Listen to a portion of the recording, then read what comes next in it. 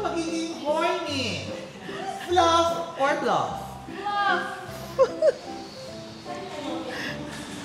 Okay, lahat sila ay nag-fluff. So, horny nga ba sila? Kayo ba pag hinimas? Ay, marerelax ba kayo? Parang next question kay Nikki. Kaya naninihimas. Uy, pag ako hinimas, narerelax ako diba? Yeah. Ikaw, Sax, o nagagalit ka? Himasin mo ko. Himasin mo. Himasin mo. Gusto ko si Nikki humimas sa akin. Nikki, himasin mo ko. Bilis, tignan mo kung ano mangyayari. Himasin mo ko.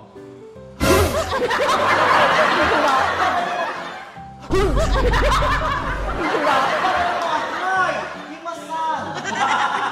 Pero lahat sila ay fluff. Ibig sabihin, naniniwala sila na pag ang parrot po ay hinimas-himas ay hindi horny. Pero tingnan natin, tama ba? Oh.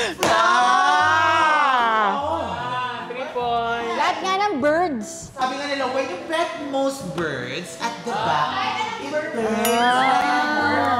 Lahat ng bird, may sample ba din? Demo ba tayo?